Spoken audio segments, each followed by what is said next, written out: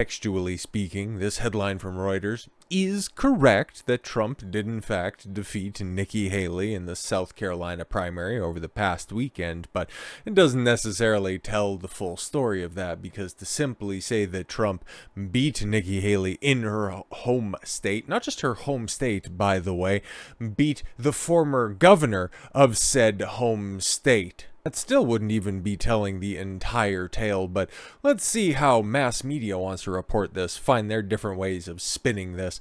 Donald Trump's big primary victory on Saturday over Nikki Haley in her home state of South Carolina was a result of a ruthless and methodical campaign to eliminate her as a threat.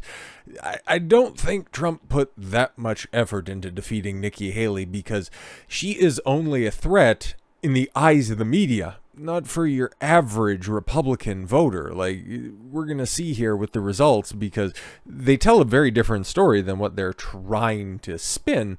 Now, according to aides and people close to both campaigns. Yeah, we talked to a bunch of Nikki Haley staffers and some people that attended a Trump rally, and oh boy, trust us, the Nikki Haley people say that Trump very, very seriously takes Nikki Haley's candidacy, despite having already secured a string of primary victories. No, he's won every single one of them.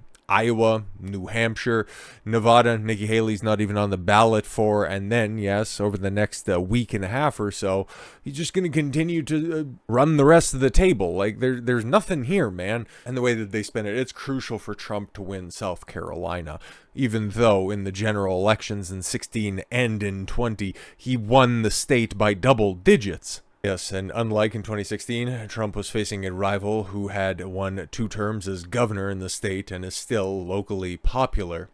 Interesting. The plan was to isolate Haley politically by locking down endorsement from scores of officials in the state as quickly as possible to demonstrate publicly that she had no path to the presidency through South Carolina. Aides with knowledge of the Trump campaign plan said, knowledge of the Trump campaign plan. Look at all of these additional buffers that the Reuters is putting in place.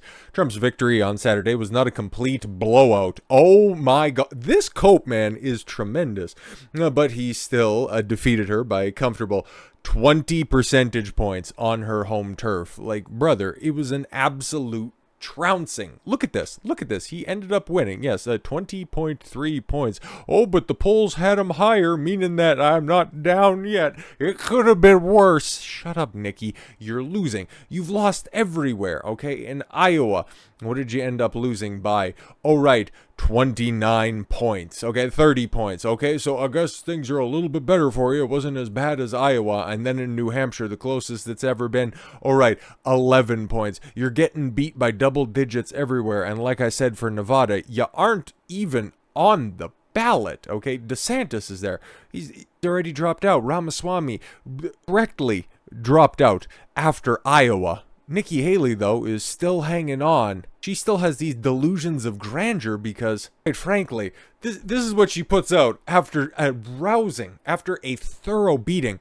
I'm a woman of my word. I'm not giving up this fight when a majority of Americans disapprove of both Trump and Biden.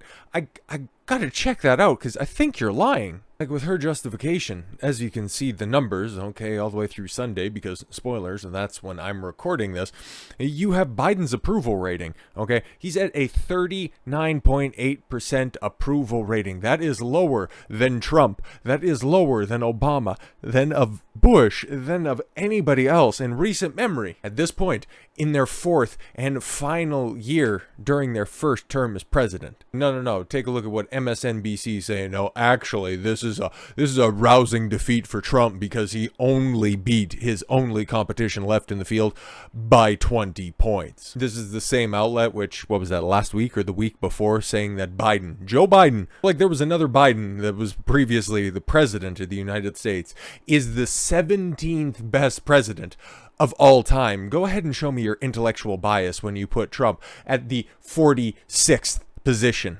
Then you have the audacity to put Lincoln up front, meaning that you don't even know your own history. But things things could be a little bit more contentious, right? Because some of her big backers, because that's the only reason that she's sticking in for this fight, right? Like, we all know this, okay? She's there to secure the bag, but once the bag stops getting filled up, what's left in it for her, okay? Because she's not going to be in politics. She's not going to be a part of the Trump cabinet.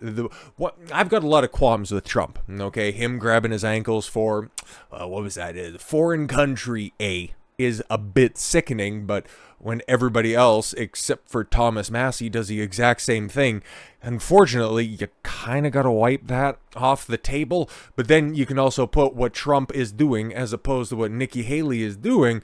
Trump would rather show diplomacy, would rather disincentivize open warfare through strength. Nikki Haley thinks an entire generation has been poisoned and would rather just see them wiped off the face of the earth to go fight these forever neocon wars. He's Brown McCain. Let's just reconcile with this.